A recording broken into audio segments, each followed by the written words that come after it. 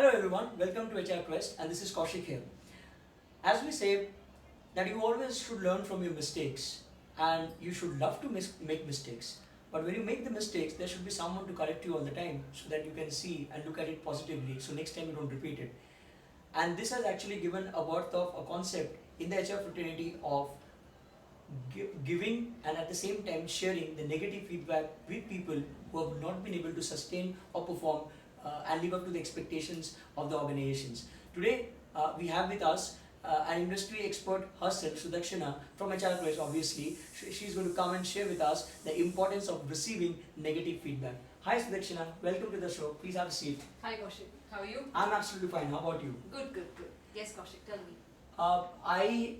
For years I've been wondering that what is this concept of receiving negative feedback and how should one should take it. So can you just actually enlighten my thoughts or even sharing with the viewers that what exactly is the concept of negative feedback? Thank you for the opportunity Kaushik. And I think it's the same way when somebody is giving negative feedback because not everybody does that. I mean, how often have you come across people who really gives you negative feedback? Very rarely, right?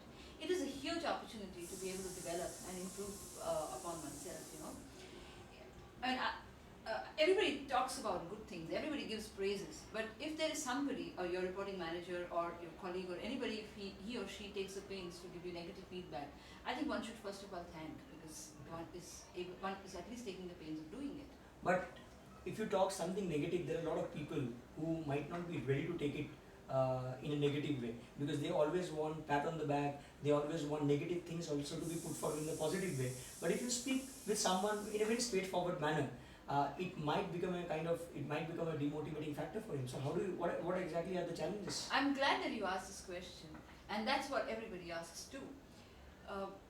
It's first and foremost, it's very important to keep an open mind. When you're going for a feedback, you don't know whether it's going to be positive or negative, right? I mean, the tendency is to think that, oh my God, I think I'm going to get negative feedback. So we psych ourselves. Right. I don't think we should do that. Keep an open mind. And we must remember that if somebody has set aside time to give feedback, which means he or she cares for your improvement or your development. Okay. So it's very important to keep an open mind when you go to receive a negative or a positive feedback. The next thing which is very important again is to be able to listen attentively. Okay. We get caught into this walk that the feedback is about me. The feedback is not about me or it's not about you. The feedback is about something that I have done or you have done, which may not be correct in the organization perspective. Right. So the feedback is about a behavior, it may be about a conduct, or it may be about a particular assignment, or it may be about performance. Okay. It is never about the person. So it is very important to listen attentively. What is it that the person is saying who's giving you the feedback? I've got one question here.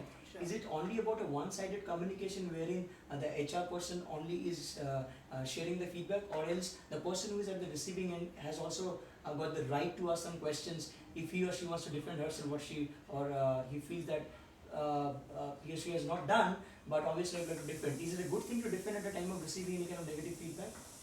Wonderful question again. But there are two aspects of your question. One, you said, can the person ask something? Then you said, should the person defend? So my answer to the second thing is never defend. Do not challenge. Don't rationalize the feedback when it is being given. But asking question is fine. Yes, you may ask questions, which is at a later date. You may ask question in the form of, if you are unclear about why you're getting that feedback, it is a good idea to request the people who are giving you the feedback to cite some examples or give you instances based on which they would have formed that perception because of which they're giving you the feedback. But defending, challenging or rationalizing while the feedback is given is a big no. Never do it because that cuts the conversation right there. Remember, it is actually about your own development. It is not, the people who are giving you the feedback have got nothing to do with that. They have no vested interest. They're giving feedback to you for you to take this opportunity and improve and develop yourself. Right? So how do you framework and design this feedback? It comes from the business head or the reporting head of the person with whom you're talking, or it is also kind of independent view of the business head or even the HR person? How does it actually work? Okay, another great question. See, the data or the fact or figure really comes from the reporting manager or the business head, somebody from the business. HR facilitates to be able to give that feedback because somewhere people feel that HR people have learned or they're supposed to learn the art of giving feedback, right? So often business heads or reporting managers request the HR manager to come and give that feedback. And it is also, it sounds a little more neutral if HR is giving the feedback. Okay. Because as a reporting manager, one may just feel that, oh my God, I mean, how can I give this feedback to the employee because he's very close to me, or he's really one of my better employees and things like that. But when you bring in an HR person to give the feedback, though I always suggest that when the feedback is being given, it should be given along with the reporting manager or the business head, so that the credibility of the feedback is maintained. Right. Otherwise, the employee may question, the HR manager, that how do you know? Have you observed me? Not really. So it's always a good idea to have the reporting manager or the business head along with HR while this feedback is being given. Do you think it works? What has been your experience?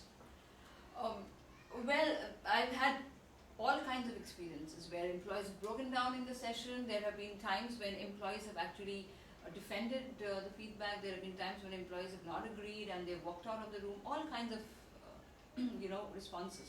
Then if somebody walks out of the room because something has been said very negative and that person is not very convinced to have heard those things, then it is a very critical situation for the organization anyways, because you're not asking that person to leave the organization, but also you're not also speaking very good about him. So it will be a huge disaster for him from the very next day. So then how do you actually combat that situation? That's the reason why I always, in fact, in my site as well, I always talk about that when you're going for a feedback, go with an open mind. You don't have to really react to the feedback then and there. If you're not going with an open mind, that's when all this behavior manifests. But to be able to answer your question more effectively, I think it's an opportunity lost for the employee who's walking out of the room. There is nothing personal about it. Nobody has anything against the employee. Right. It's something that's required to be done for the betterment of the performance that the employee is to give to the organization or to the team. So it's in that spirit. So if somebody actually walks out of the room, it's an opportunity lost for the person. And how he or she will come back tomorrow and face the same people, I think it's going to be obviously left to the employee to do that. Absolutely. But of course, as an HR person, we would bring him back to either to the session, or we'll get the reporting manager to counsel him. We'll probably ask him to come over for counseling session so that this can be improved. But this kind of behavior is definitely not something that's intended. And these things are very common. They happen quite often. So you mean to say that it is all about digging one more opportunity. If you are taking your critics or your remarks or the negativities very positively, you can make it as a kind of competitive advantage in future by working on those areas, and then it will be better for the betterment for the organization as a whole only. Absolutely, bingo.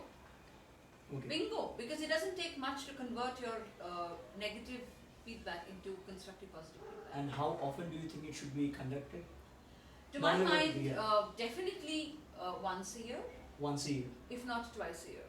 Okay. Depending upon the criticality. If I've got really serious negative aspects to my professional personality, then I would like to get feedback every 6 months whether I'm improving or not, because it's critical for me.